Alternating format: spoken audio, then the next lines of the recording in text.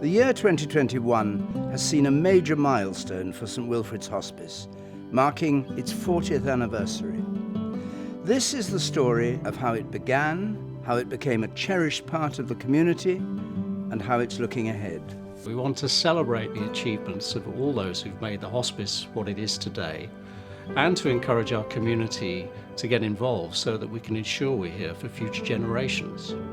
St Wilfrid's has not only provided care and support for thousands of people, it's also helped change attitudes to what was a taboo subject.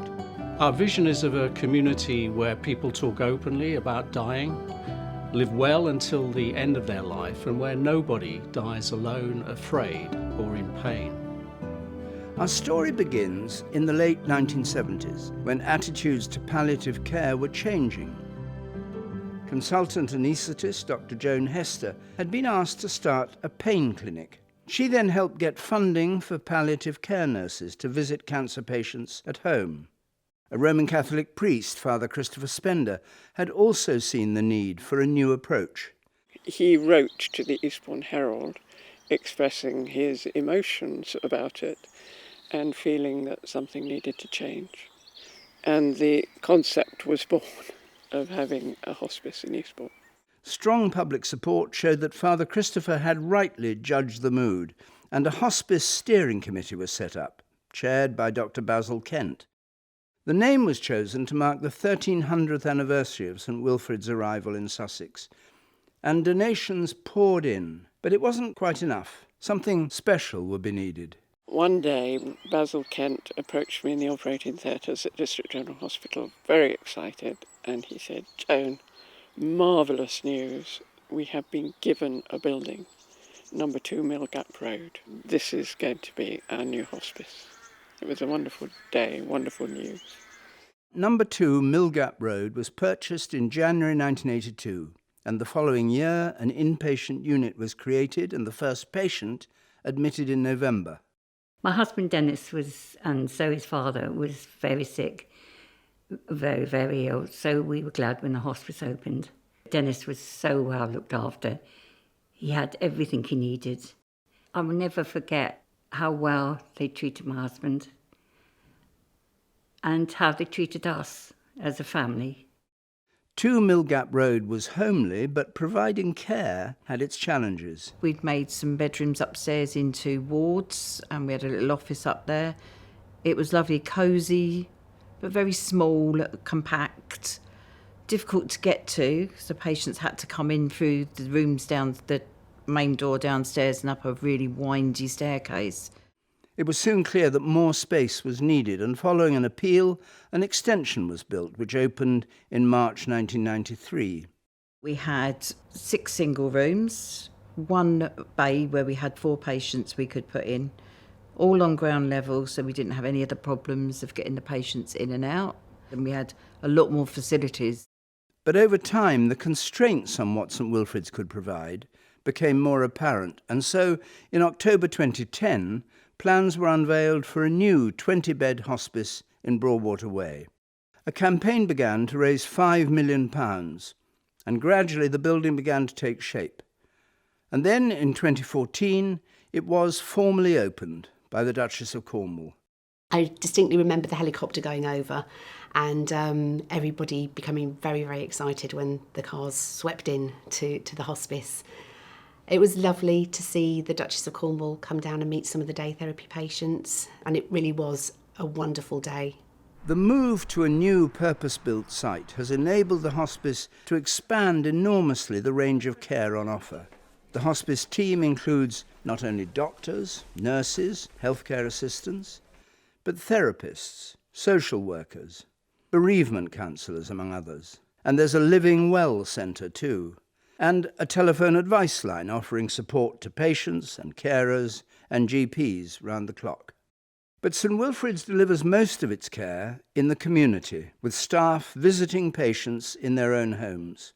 From its Eastbourne base and a satellite in Uckfield, St Wilfrid's care stretches right across East Sussex, reaching nearly 250,000 people.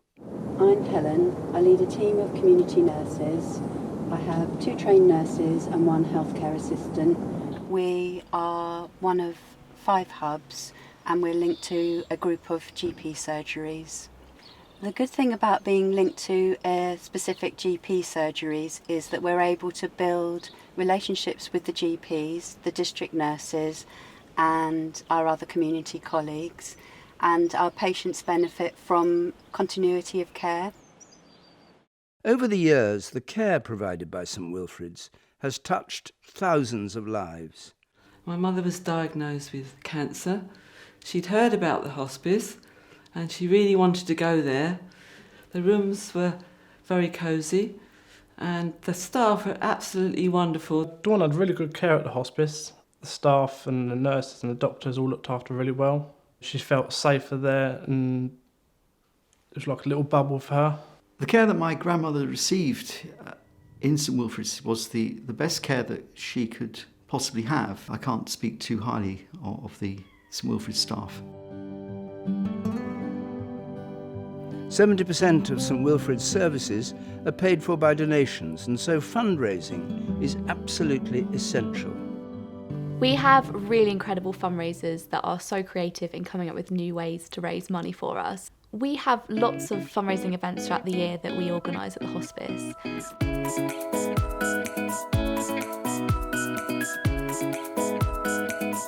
And challenges that people organise off their own back.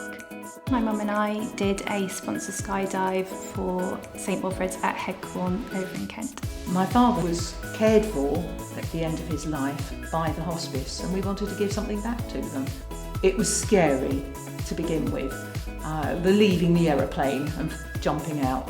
But once we were coming down, it was absolutely glorious. Once you throw yourself out, it was amazing just seeing everything below. Shops are another important source of income. In 1989, the hospice opened its first shop in Eastbourne in South Street. But since then, the network has expanded right across the county, and now, of course, it's online too. This is the superstore. Inside here, we have things such as furniture, we have the vintage department, we've got linens, homeware, and we do stock women's and menswear. We have a team of volunteers that work throughout the week with us, and we also have a team of drivers that do the collections with the vans. Online is becoming increasingly important to us too. We're now selling on Etsy, we're selling on eBay, Depop, and we also have a website called Charity Boutique. Legacies are another critical source of income. We're in the street in the hospice, and this is the enduring legacy sculpture. On this sculpture is inscribed every single name of anybody who has ever given us a legacy. St Wilfrid's depends an enormous amount on the legacies. In fact, 1 in 3 of our nurses are funded by legacies. People are so touched by the care that they get here that they give these gifts with the hope that in the future the hospice will be there for other people. Hundreds of people support the work of St Wilfrid's by volunteering. Volunteers have always been an indispensable part of hospice life. Some work at the hospice itself, some work in our shops, and others out in the community. Our community support volunteers, or CSVs, provide companionship, friendship, a listening ear to people across our community, so patients, carers and people who are bereaved.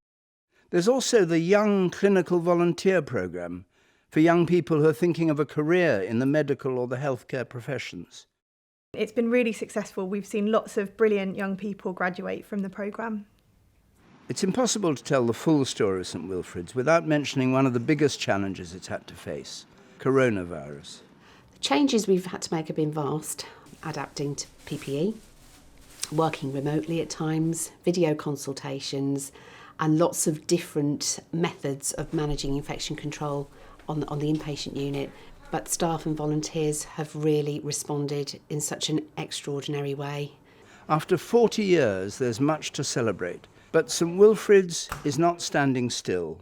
Looking ahead, we want to ensure that we're reaching everyone in our community who needs St Wilfrid's support, day or night. We want that support to wrap around the whole family and to be there throughout every stage of someone's end-of-life journey. And we can only do that with the help of our local community, whether through giving their time or through financial support. So my message to everyone is to keep supporting St Wilfrid's into the future. We need you.